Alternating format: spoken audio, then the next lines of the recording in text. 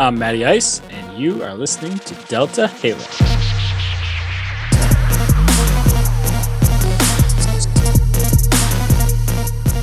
Welcome to episode 11 of Delta Halo. We got Cat, MattyIce back in the booth here, and just to start off, if you guys like what you're listening to, just subscribe to us on SoundCloud, your favorite podcast app, iTunes, and you can find us on YouTube at Espawn Gaming and on Twitter at Part-Time Elite. Just so that's out of the way, we're going to throw it over to MattyIce because I think he's got something that he needs to take care of before we get going here. I do. I lost a little wager that we had, a little friendly wager. Thought my Renegades were going to take Legions down, and they did not. So in the Halo World Championship at X Games, it was not the result I was looking for. And as a result, I have a gross shot to do, which for me is Scotch. So, by the way, I don't know who doesn't love Scotch, but you. It's the worst. Man, I've got the same bottle in my decanter. Give a shout out to Shawners in this one because this is his, and shout out to Ninja Renegades. Thank you so much. Thank you, Ninja, for making MattyIce take this. Everyone, for the viewers, this is not apple juice. I promise. Will that affect the age that our viewers can watch this? This is mature only. Cheers. This is apple juice then. Cheers. It's whatever you want it to be. Oh, it goes down smooth. Sucks when you don't have a chaser, huh? Yeah. Cheater! Oh, it gets worse, too. It made it worse. Oh, it tastes like plastic. So luckily, I did not wager anything. Yeah, Cat was not in on the bets here. I can't feel my mouth. He gets a free pass on this one. Thank God. All right. Bourbon next time. Of Renegades, I'm still like, I tweeted this. I'm still like buzzing about Halo at the X Games. That was the best Halo skill competition I've ever seen. It was so freaking good to watch. It was so much fun. I've never been that into a sporting event like on TV in so long. I used to be like that with the NHL, NFL. They've completely lost it. I mean, there's still definitely games where it's that big, but holy shit, this was amazing. Yeah, I agree. Man, it was so exciting to watch. I mean, even my girlfriend was watching it. Yeah, mine too. Who's never played. She's not a gamer at all, like at all. And yeah, mine at least plays some games, but my pretend girlfriend was watching it with me too. That's so sad. So, there she is. No, but she was into it. She was liking it, and actually, when me and Sergeant over here were talking about it later on, I couldn't remember the name of one of the players, and she could remember it. Like that just shows you that this is hitting a huge audience. Oh yeah, it's such a big thing. It's awesome. That is awesome. Yeah, even though I didn't get to watch the first 2 days of it, I only got the bronze and then gold match, so I got to see the best parts. Yeah, but some good competition there. It was cool to see people tweeting about like a bunch of people mentioned like, hey, I'm at the gym and Halo's on TV. I'm so happy right now. It's like, what? Yeah, like that's sick. Awesome. That's cool. It was awesome. People were like, I was playing Halo at home and my friends wanted me to go out, so I went out to the bar, and luckily ESPN is playing Halo at the bar. How cool is that, man? That's so sick. Like, I can't wait until the day that every week there's like competitive Halo on TV. If it ever gets to that, I mean, I hope so. It'd be so cool. Man, watch. It's gonna take a couple of years. By the time that they start becoming like a game that you watch, like you're gonna tune into football. Yeah, we're gonna be like 35 years old. Who cares? It'll be awesome though. Shit, like man. Next year, we grew up in the wrong age here. No way. We're right in the prime. Like that's the coolest thing about this, and I think why I felt such a connection to this and was so immersed in it is I was like tweeting along, like talking about Walshy, Bravo casting. We were talking about like the players like getting on Nated, getting on Allegiance, like cheering them on. And then after the matches, they'd come back and like favorite your tweets or reply. And it was like, you don't get that in any other sport. Like, you just don't. You can't tweet an athlete and right away he's going to come back and favorite it or reply. And like that connection was amazing. Yeah, it's really cool. Got to think though. I mean, I guess us being our age group, we really fuel the like the need and want for this kind of stuff. Because I mean, I would say online gaming, we are the pioneers. I mean, we were here when it started. So yeah, for sure. Now that you've got the up and comers and then basically anybody that is pouring after us, they're already in the video games. So we're just like, I guess without us, there wouldn't be the esports either. So I guess we have to take it how it is. We're the edge of that market, you know. We're not at the edge of it, but we're near the edge of that age group as far as, you know, that what they market for and like the people who are going to watch us. It's like a couple years older than us, and then like everyone below us now too. Oh yeah, so it's kind of cool to be towards the top of it a little bit. You know? We're in the sweet spot because we are, you know, our age group, millennials, are the largest workforce right now. We have, I think, the greatest spending power out of any generation right now. Why not market to us? We are the people that they want to have hooked to their brains right now. We have the money to spend or are getting there because we're working, and there's a freaking ton of us. So yeah, I mean, it's a perfect time for us. It's a perfect time for esports because it's, you know, we follow it and it's about to blow up because brands want to get a piece of us, and yep, who cares if it gets esports to be big? I'm all for it. Sponsors are on it. On the bandwagon. Yeah. Sponsors are on it. It's on the right network now with ESPN. I mean, and anything ESPN touches pretty much blows up. So, man, I mean, with cool some exceptions. I mean, poker blew up for a while. Yeah. Poker's boring as shit. Yeah. You know. I can still watch it sometimes, but I mean, how cool I love playing poker. I like watching poker too. It's fun and interesting to watch, but it's still pretty boring as far as things go. You know, entertainment value. Mm-hmm. Yeah, sure. I guess it's just the money that's behind it that you can win. But I mean, how cool is it that Halo is on the forefront? Like out of every game, Call of Duty, any multiplayer games, like it's Halo. I mean, I think that's the biggest thing with Halo. Like, there's Call of Duty tournaments, there's Counter-Strike tournaments, there's League of Legends, there's all those other games that have huge prize pools, huge followings. But you know, I think it goes to show with what we kind of opened up talking about with like our girlfriends being so into it and really striking a broad audience. You know, it's instantly accessible for people to watch. It's entertaining. It's relatively easy to pick up. Right. You know, some of those other games, it's not like that. And I think Halo, especially Halo 5, has really hit the sweet spot.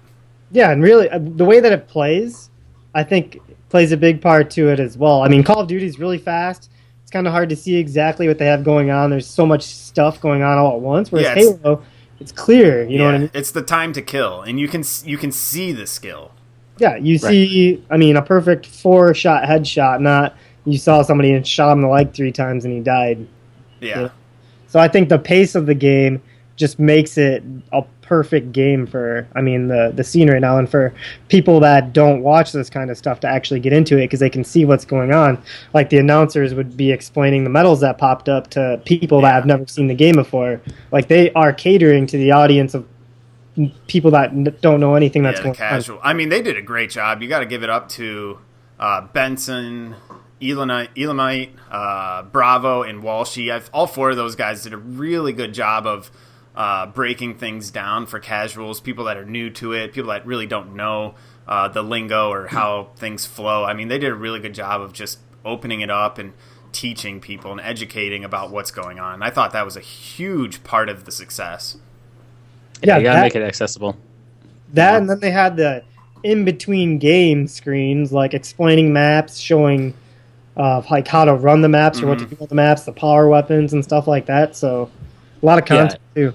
Well, I think you know, I think this is a better Halo for this type of thing.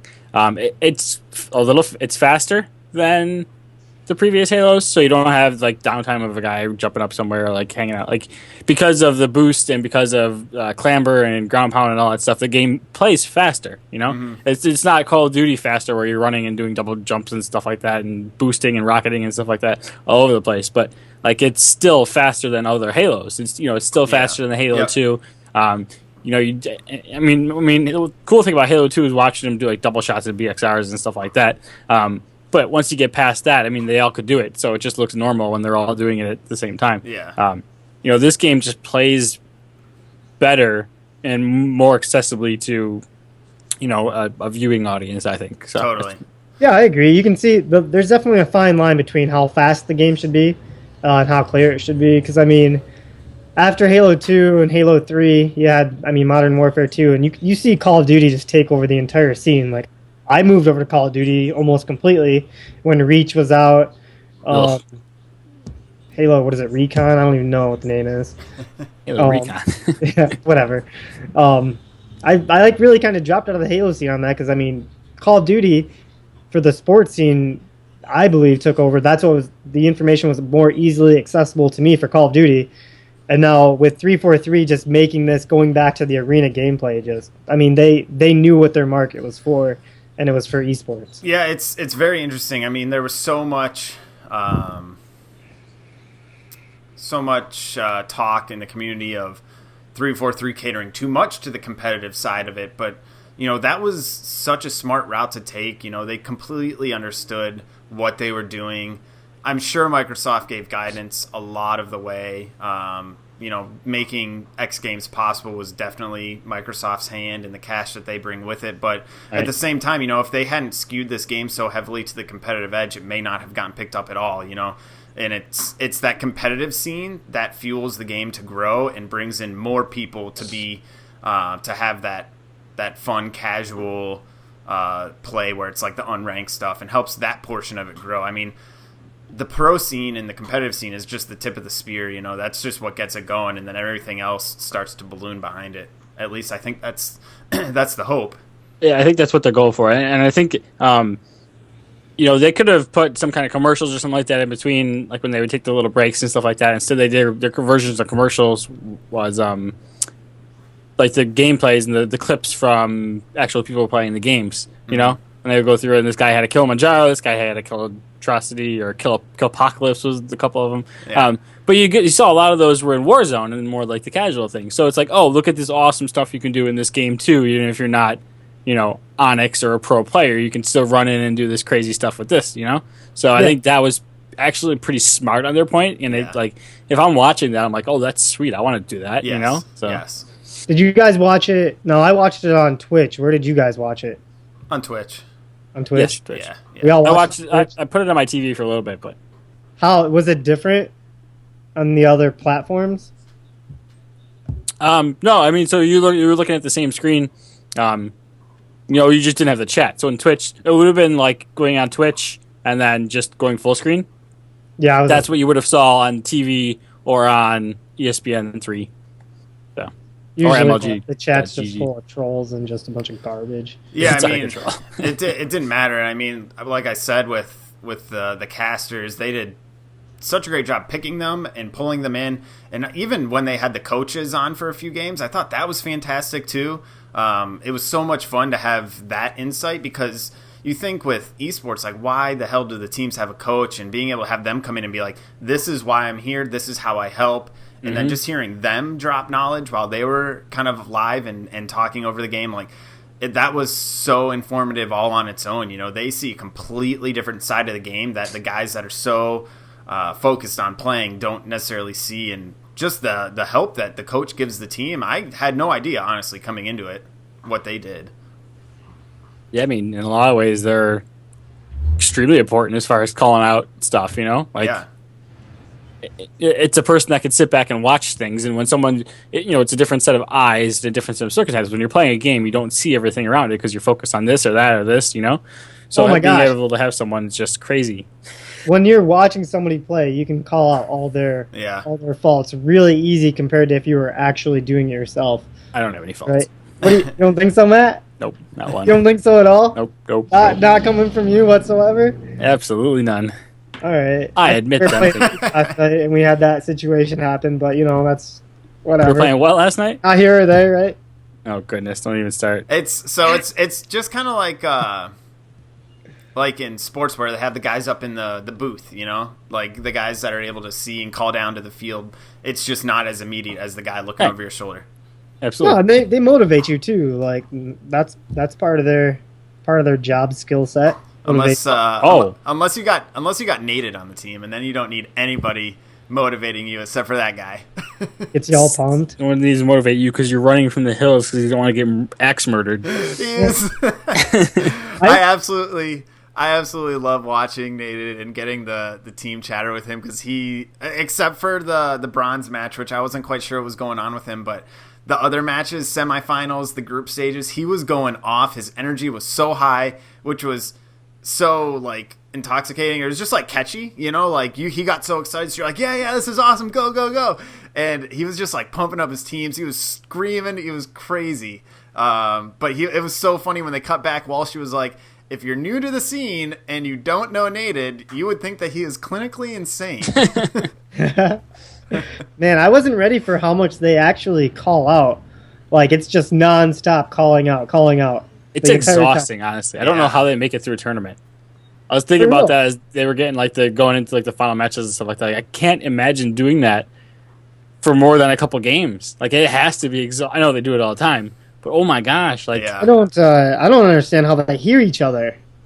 I know, with all that talk. They're literally just shouting at the same time all the entire game.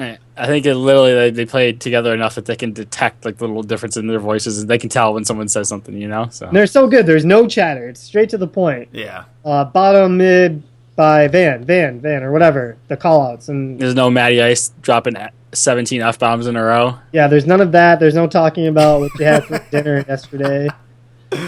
No, they do. It's just like callouts the entire time, and you don't hear when someone dies. They're never like, oh man, I almost had him, dang. Like, they have nothing like that. They just die, be quiet, listen, and play. That's it. Yeah, I mean, and that's the biggest thing too. Like, you don't dwell on how you died. You look forward to the next one and how you can help out. And I thought, looking at the stat lines after the game, my God, there were guys, almost entire teams with 20 plus assists, and that just goes to show how much of a team game it is. Like, 20 plus assists for almost everybody on the team for some of those some of the capture the flag or stronghold matches. That was nuts. It's insane. It's telling. It's completely telling of what's different from a normal people's. So much, yeah, absolutely. So much of what I was picking up is it's not necessarily a matter of killing people. It's a matter of surviving, being able to place your shots and press, but surviving, because how important not dying is, and depending on your teammates to clean up that kill. You don't have to always make it be your goal to get that kill. Put shots on him, survive. He will run into one of your teammates if your teammates are in proper position, I guess, is kind of what they go for. Yeah, and they're not going to miss when you come out from behind a wall. If you're watching those guys, they're constantly looking at all the choke points, all the places where someone's going to pop out of from. They're never not just staring down a one lane like 95% of the time. If they don't have someone in their sights, they're looking everywhere. And I was trying to do the same thing when I played last night, and I don't know, maybe my sensitivity is too slow, but it's hard. Yeah, it is. They make it look easy. I mean, they do. It's crazy. It's crazy to think that like a video game can have that big of a skill gap, but you watch those guys and it's just like, I could do that. Like, I could go play like that, and you get in, you're like, oh my God, I am so bad. Again, spray and spraying all over the place, trying to shoot headshots real fast, like you saw. Pray and spray. It's a whole different thing. That's a whole different ballgame, Kevin. You're praying and spraying. Oh, pray! I did say pray and spray. Play and spray.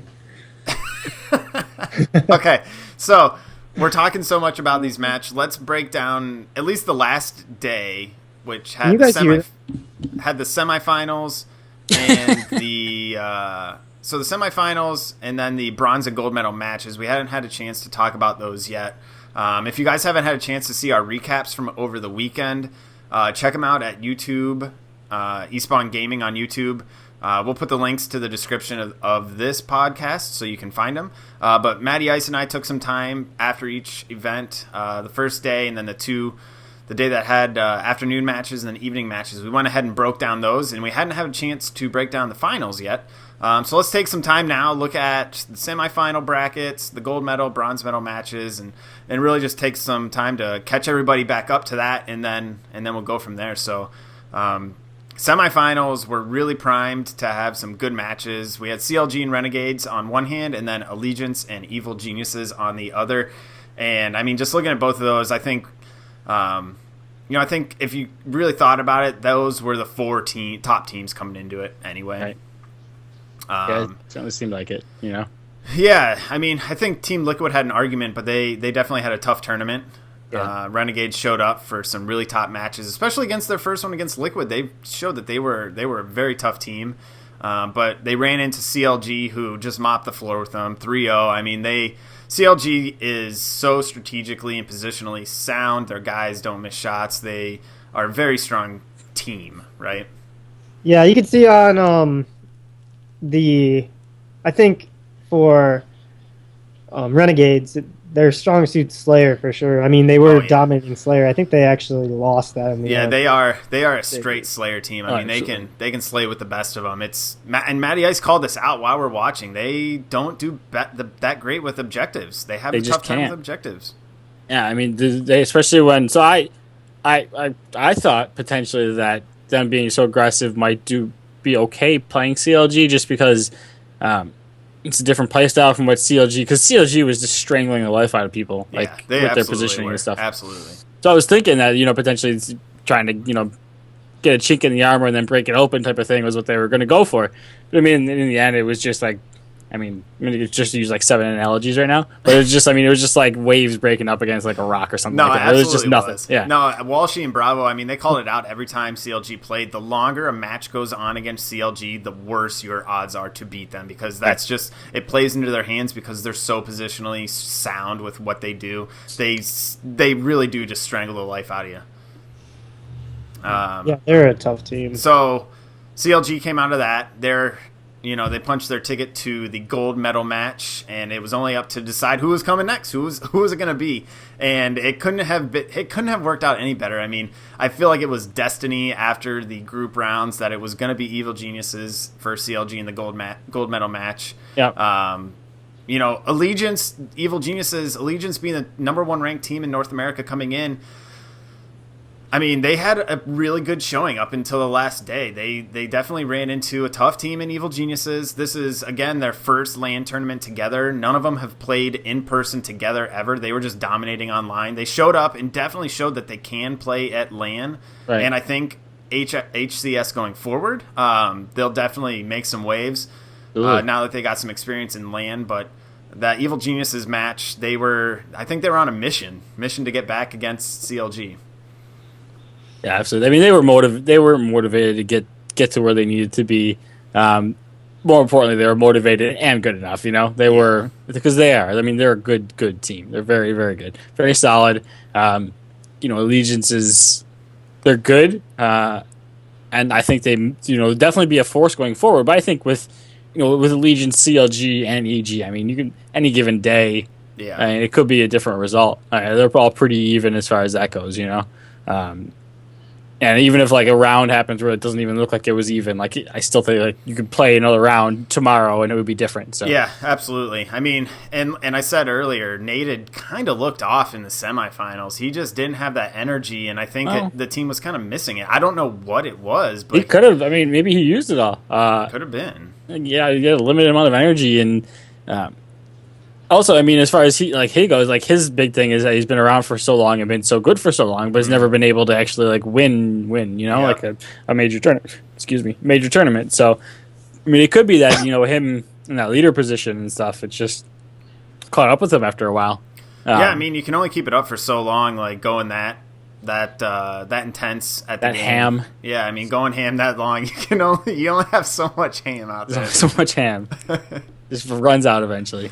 I unfortunately didn't get to see that game. Yeah, it was a good one. I mean, you definitely missed two top teams, playing for gold to get to the gold medal match, and Evil Geniuses took it 4-2.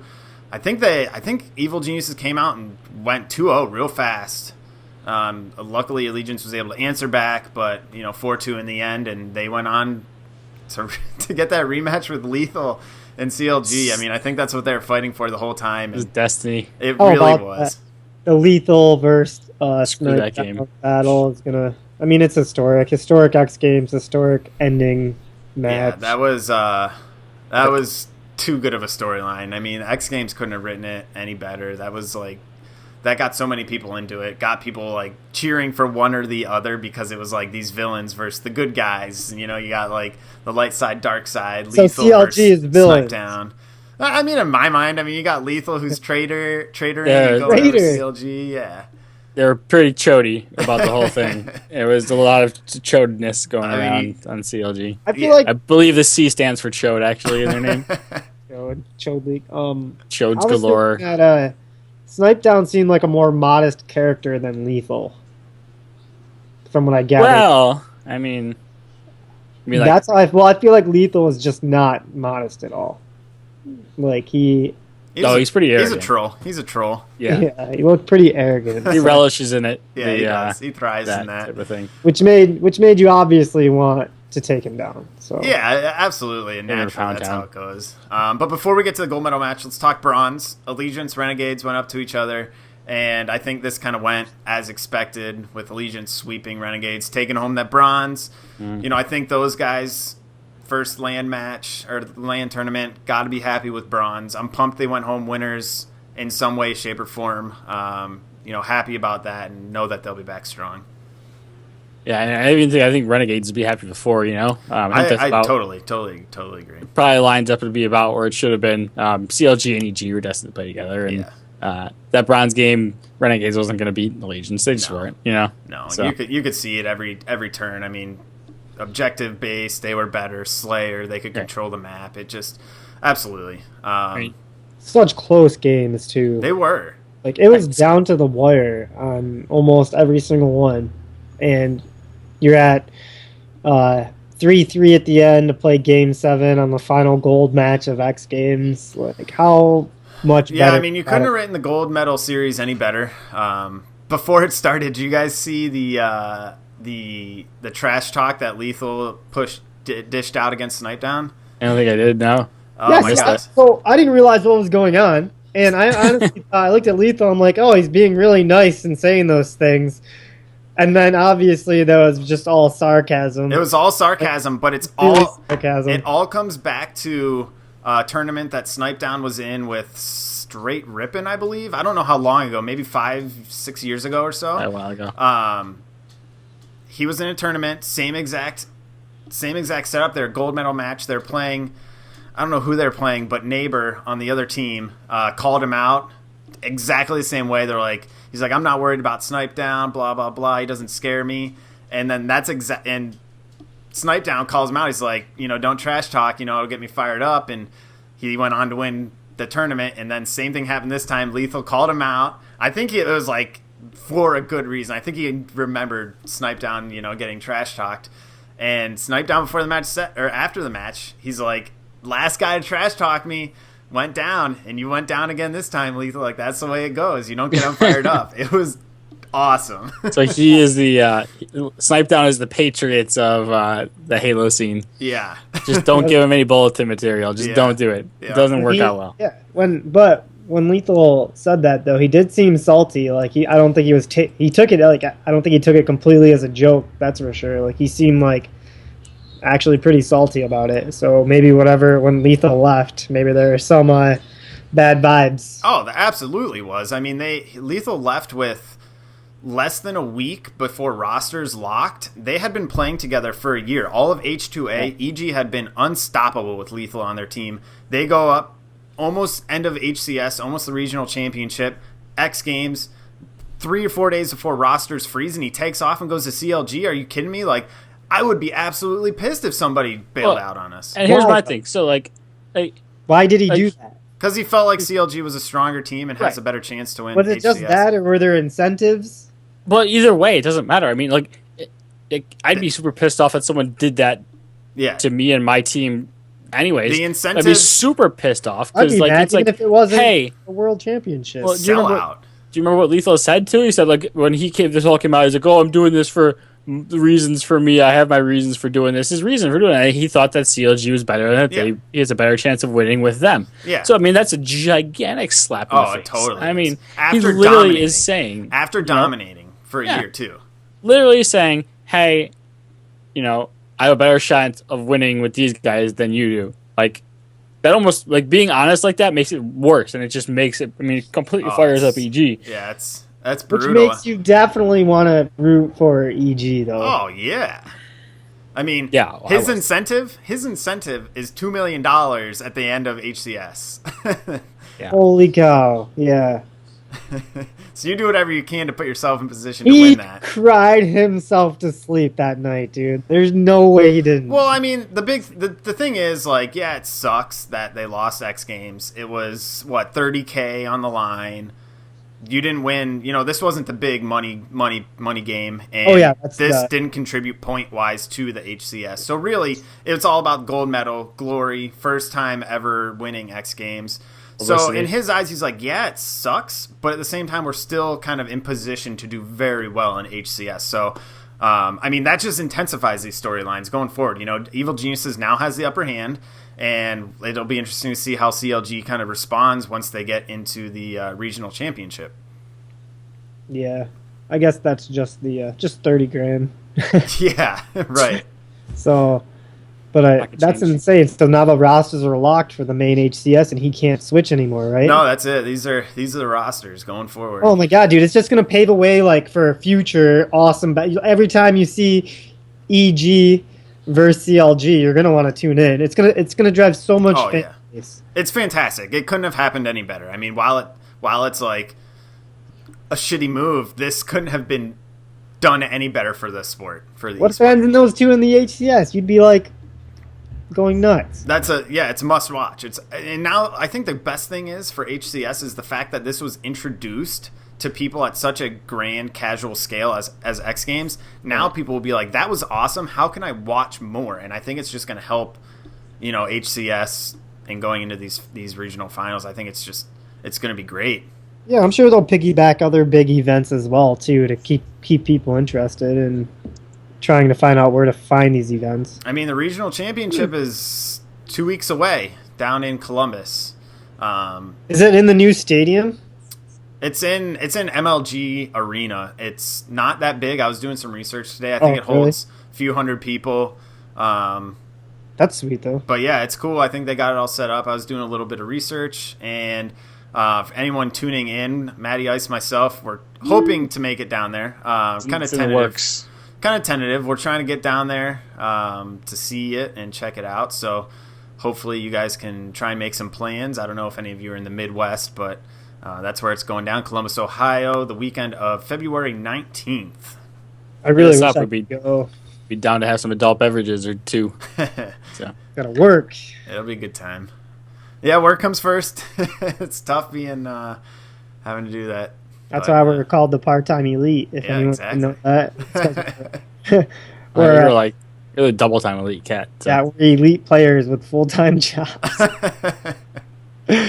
So we're a different category. We're the working class here. Yeah, we're the blue collar. Go online. We expect to play blue-collar people, not people that sit at home all day and game. We're just jealous of you. I'm not talking down. We're just jealous. So, talking about Halo and eSports, let's kind of move into just the big topic. I know we've been talking about it all episodes so far, but I mean, really, our weekly intel for this week is more eSports. I mean, this is so exciting for just eSports in general, Halo. So let's jump into that topic right now. And what do you guys think is going to happen? You know, what's moving forward? So HCS regional finals, past that. Past the regional finals, past the world finals, once Asia and Europe kind of have their champions. Mm-hmm. Once this season is over, you know, what are we kind of looking forward to? To be honest, like once the season of the actual tournaments and stuff are over, I want to see how eSports is going to handle like new upcoming games. How long they'll stick with a certain game and keep playing it competitively. And I just want to see where eSports is going to go after Halo's been milked. Well, I mean, I don't know. How long do you think they'll play the same game for? Oh, I think it's definitely going to pick up. I mean, there's so many improvements from a spectator standpoint that I think they can improve on with Halo. Things that I never thought of, but I mean, there's casters that are calling out, mini map with positions of people that viewers can watch, having the ability to switch between players a little bit easier, so it's not so chaotic. I mean, there's ways that they can improve the spectator experience. I think that can help Halo. First off, did you see that they were giving out gold rec packs too while the game was going? If they would do something awesome in the game, they'd give the audience gold rec packs. Well, they didn't give them all. They just gave whoever got the code first. Whoever types fastest. They'd send out a code, which I'm not going to do it, but I just thought it was a really cool thing. What are you going to sit there with your Twitch open and your computer right here ready to go? Yeah. Obviously, there's thousands of people doing it, but I'm not that dedicated to a gold rec pack. No, I mean, it's definitely a cool way to connect the game to the experience, though, too. Kind of rewards you in a way. I mean, it's an interesting way to do it. But I think, I've been reading that Rainbow Six is having a pro league coming out. TBS is in partnership with IMG, I believe, to do a electronic sports league or something on TBS. What's IMG? They're like an entertainment agency. Okay. We're gonna get a G4 TV back. But it's gonna be it's all like eSports. It's gonna be a weekly thing for X amount of weeks on TBS. I can't remember the game that they're gonna be featuring, but it's not Halo, unfortunately. Counter-Strike? It might be Counter-Strike. But then they're also gonna be doing a Rainbow Six Siege Pro League. There's all these pro leagues coming up for different games, and I don't know. I feel like that might be an issue that's going to segment the audience a lot, and I wonder if there's a way that they can unify it, not so that they're all in the same league, because pros have to have different things, but is it like MLG is the top, and then you have kind of that's the umbrella, and then from that you have each kind of league. I feel like there needs to be some sort of hub that draws all of these together, because as more games become good for competitive edge, like are designed for competitive, it's just going to become overwhelming, and it's gonna scatter people. I don't know. That's my thought. To be honest, if there's gonna be a Call of Duty tournament coming up here, how involved would you be with that personally? Not at all. But that's not the. I mean, I wouldn't. It depends what it would be. The point is, so it's gonna be tough. That's what I mean. It's such I wouldn't watch Call of Duty. I really want to see Espawn gaming, but I don't know. It's a tough thing that they're gonna have to wrap around. But like you said, in a universal hub is gonna make all the difference.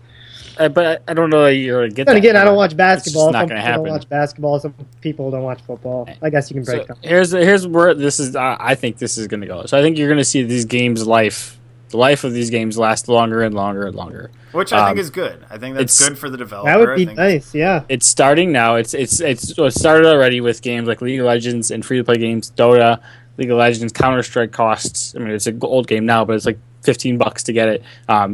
Easily accessible.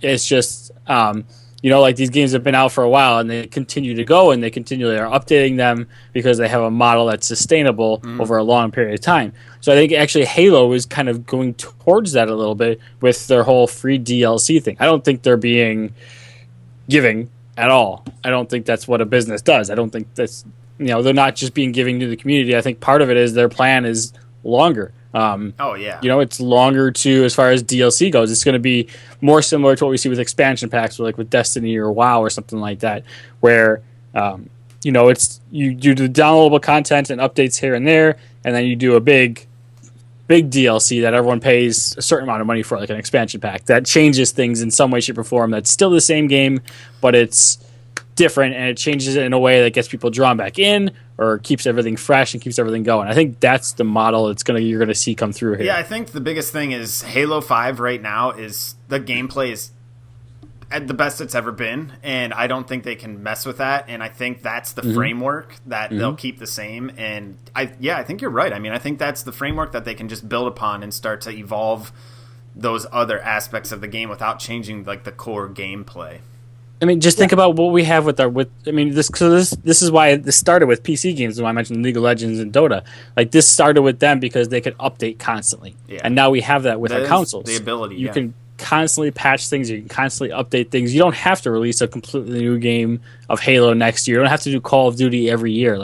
Yeah. I love that you make that point. I didn't even really think of it like that.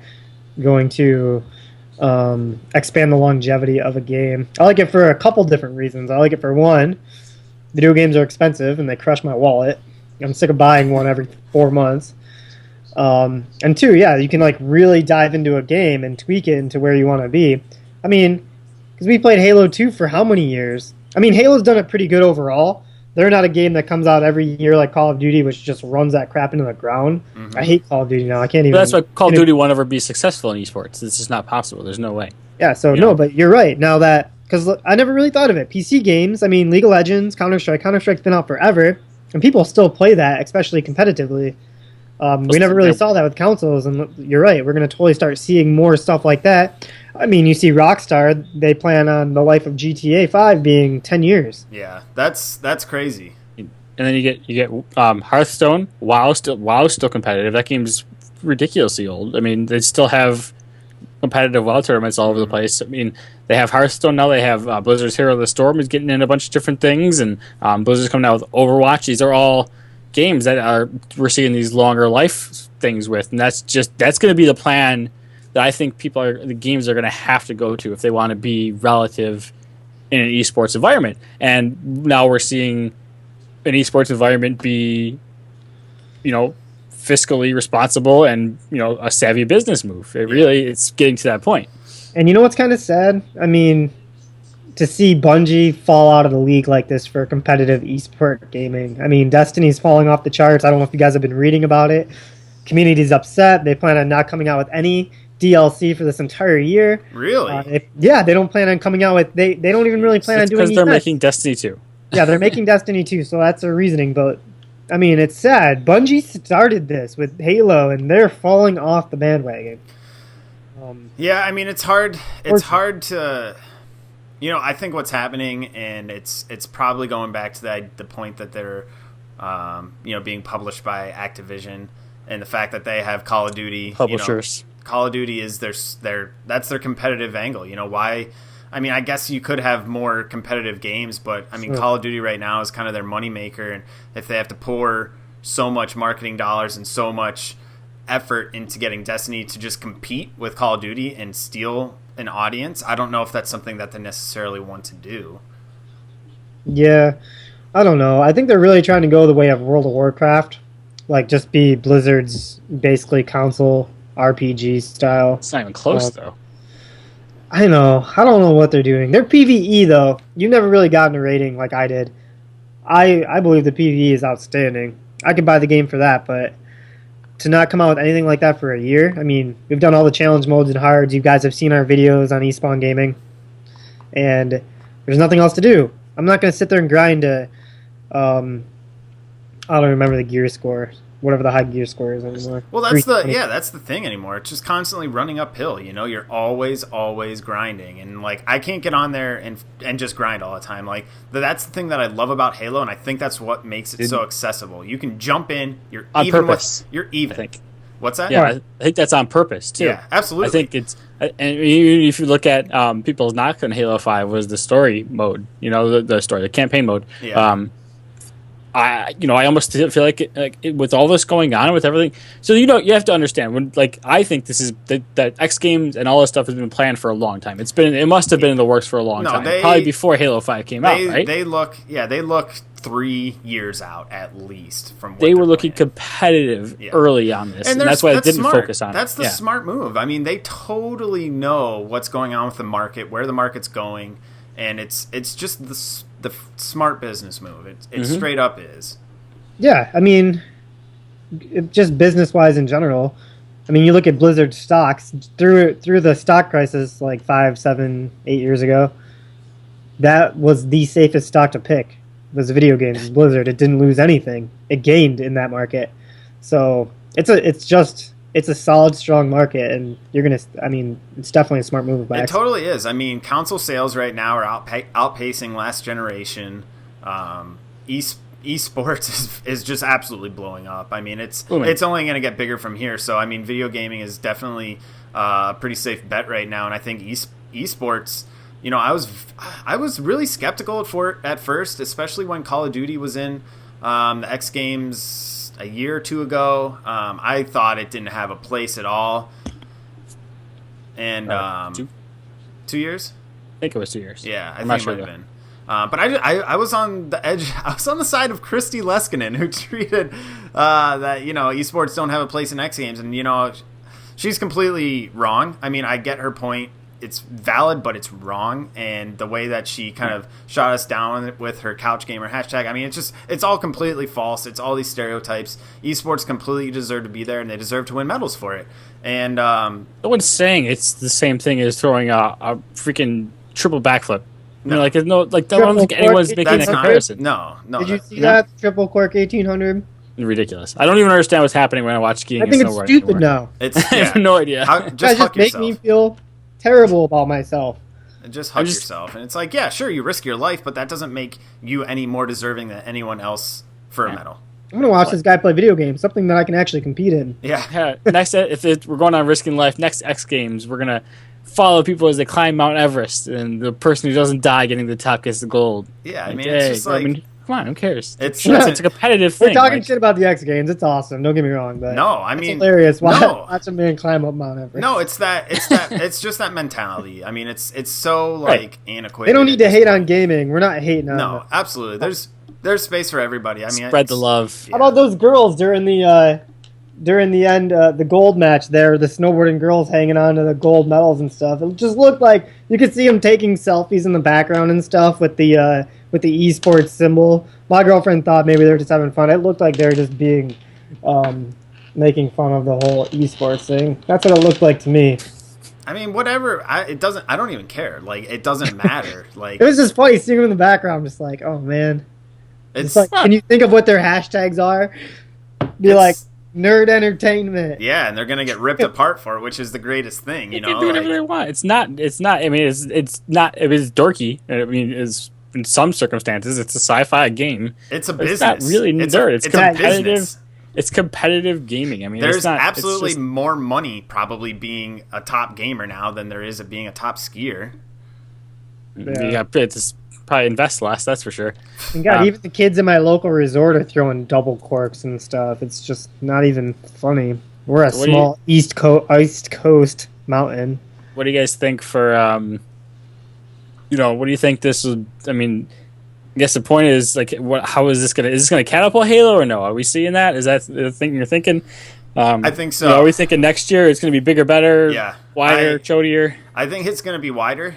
Wider's better. Always. Mm-hmm. But no, I think it's definitely gonna. It's in the right direction. I read an interview. I can't remember if it was with Kiki Wolfkill or someone else over at 343. It's an awesome name, first of all. Yeah, it's absolutely freaking fantastic. But they have plans to start a unified Halo Pro League. And they're definitely looking at NFL, those larger sports leagues, as influence to have what we're saying, kind of a unified governing body, so that it's kind of follows in the same lines. She's like, wouldn't it be great if Halo came on every Sunday after a football game? Like, I could watch the Seahawks win, and then I can go watch a pro gaming, like League of Legends. Like, that's what League of Legends does. It's fantastic. That's what that's what they need. I think it's absolutely. That's exactly what Halo needs, and we don't have that with the first-person shooter. We have it with Dota. We have it with League of Legends. That's a great idea. They do. Every Saturday and Sunday, I know the NALCS is on League of Legends, and if I'm looking for something to do, I turn it on my Twitch on my computer and I watch it with 300,000 other people every single weekend. It's only on then, and you know what it's on, and it's the same time. It's run like a league, and then you have these big tournaments that go off, and then more people watch it than World Series. So you know what it does is it gives you structure, so it can allow me to follow my favorite team. So if I want to follow Allegiance, I can follow them. It will boost so much outside of just that too, because they'll start to sell apparel, they'll start to sell jerseys. There will be these people that you follow. You buy a hockey jersey for a reason, because you love that player, you love that team. It's going to be the same way for esports. If they can build it up to the point where it's able to be followed, it's able to have these players that are the top of their game that you kind of look at and are like, yeah, that's awesome, like I wish I could be a part of that, but I'm just going to support them because I feel like that's the best way to do it. And I mean, there's so much outside of this just gaining so much popularity with sales of apparel and everything like that as well. I mean, that's a huge part of the business that you don't even think about. Yeah, and it's bringing in kids that don't like sports. Yeah, it's absolutely accessible to so many more people. Competitive. It's competitiveness. I mean, that's why we are drawn to games. I think that's a large part why we're drawn to games like Halo and stuff like that. Is we're trying to be pretty competitive people. Yeah. I'm super competitive. I hate even playing big team because I just want to compete the entire time, all the time. I want something to. I don't know. Big team's just not competitive to me. I mean, everything that we've done. I mean, a lot of people aren't like this with games. They're not into the whole competitive nature of it. They play for just the story or the feel of the game or just the gameplay in some way, shape, or form. We do that. We have those games. We play those games too. But we seem to go back to the well of the competitive games. I mean, even Halo, started with Halo, then we played WoW. We did pretty much just PvP for the most part. I don't even think we did a raid until we were like playing it for like 2 years. Like it's like I did my first raid and I was like, oh, this is cool. We should do this too. Like we've been competitive since the beginning. I mean, Sega Genesis, Mutant League Hockey. You guys remember Mutant League Hockey at all? Oh yeah, I love that game. Beautiful. Look, we had PlayStations when you moved to my school, didn't we? Did we play Mutant League Hockey together? No, that was after. Us and Greener. Yeah. Oh my god! Did you just sit there and check them in the corner until they exploded? It was beautiful. But I think a big reason that makes it competitive to us is just that we grew up with local gameplay, no online gameplay, and then I just want to see how much. I just want to play other people in the world and see how much better we were. And I mean, that's what fueled us, I think. Yeah, and I mean, there's the greatest thing about video games is there's room for everybody. There's no reason that a casual guy can't go enjoy his campaign or story mode, and there's no reason somebody can't have room to go play competitively and enjoy that and have an outlet for it. I mean, that's the greatest thing about video games is you can make it whatever you want it to be, and the competitive scene is only going to help all of that grow even more. Yeah, it'll help it grow. It's accessible. We can watch people. We can watch these guys that are fantastic at the freaking game go play, and then we can just turn it on. Like you can just hit a button and then get on and play Halo. If I'm sitting here, I watched the U.S. soccer team play the other day. Like I can't then just go play a soccer game. I can't. Like sweet, nice 3-2 win, U.S. Good job. Oh, I'm gonna go play a game right now. Like no, it's not. It's not how it works. Yeah, you have to plan. It's different. If you want to scratch that itch, you gotta go play like FIFA, and that's back to video games. I totally agree. You're watching the History Channel and you're watching World War II, and you want to go shoot some people. You can't. You just got to get on it. Call of Duty. Yeah, we're gonna send you to a nice little place that has nice padded walls and stuff like that. So I know people there. You'll be good. We'll hook you up. We'll hook you up with a good doctor. Yeah, so I mean, the last thing I kind of wanted to touch on, and something that before the X Games I wasn't really too into because I didn't know teams, I didn't know players, but I'm really looking forward to following guys on Twitch now, pros, and following them, following their streams and watching them play scrims or whatever they do. I'm really looking forward to following them now, and I think that is going to be another big piece of the pie that helps esports grow now too, because now there's these personalities, there's these guys that you can go find them. You can't go, I mean, you can go watch other sports practice, but not really that easily. You can't do it from the comfort of your home, and now we have the ability to just watch them play just like me. Like it's the same thing. Like it's so awesome. Yeah. Remember last episode we were talking about favorite teams and stuff like that? Yeah. I did get my favorite team. Obviously Evil Geniuses were my actual favorite team. And now that you start knowing these players and stuff, I've got probably the player that I'm looking forward most to seeing how well he does, because he's a newer player. You guys said he kind of struggled, or didn't, well, I mean struggled, like a weaker link in the beginning games. I only saw him in the final, a high pressure round. He crushed it, which was commonly. Yeah, he showed up. I mean, Geniuses. Yeah, he crushed it when I watched, and those are your high pressure matches. So if this kid's new, like he's something to watch out for. I think he's going to be really good. So, really? I mean, that's the best thing is you're able to come away and you're like, yeah, that guy was awesome. Like, I can relate to that. Like, this rookie came in and did work. Like, I'm gonna follow him now. That's so cool. Yeah, and interactiveness, because they're so most of these people that are pros are younger than us. We're gonna put it out there. They're all younger than us, but it's interactive, it's competitive, it's fun to watch, it's entertaining, it's it's accessible, it's huge. I mean, esports is just this it's a giant cash cow waiting for people to get into it and really get into it and go all in on it. And now I think we're actually seeing it, and I think it's just going to blow up. And I think Halo is in a pretty good spot, to go with it. Just care. You don't have to be the number one. You don't have to be the top thing. Let whatever League of Legends or Dota or whatever you're on, Counter-Strike, whatever is the draws most people. They can lead. You ride their coattails a little bit, and then you come up keep rising up, and then Halo 6 comes out in hopefully 3 years. We say 3. I don't know. And then have that be the time when you can catapult into like the top of it, and at that point, who knows where that'll be? So, I mean, the future. My job. The future for Halo is bright. I mean, it's very exciting to be a gamer right now. I just can't wait. I can't exciting wait to see 343 take it in the right direction too. I mean, they are. People doubted them, but I think they got it. No, they listened. They definitely listened. 3-4. Ooh, pick me. I doubt it. You're gonna use half of the things that we said this podcast anyway. So. So I mean, that's we've pretty much covered everything that could be able to be covered with esports. I think on this episode. I mean, it's been so awesome. We could probably go off. We could keep going and going. 7 episodes, but and I would love to be able to focus on Halo esports going forward. I hope it blows up to the point where we can talk about it and we can be, able to cover Halo esports moving forward. I think that would be so much fun to do. I mean, if anyone listening has, any opinion one way or another, if you want us to talk more about esports and Halo and that scene, tweet us at Part-Time Elite. Any type of feedback you can give us for future episodes would be great. And I think we would be able to steer it any way that makes sense for you guys, and esports would be a ton of fun to talk about.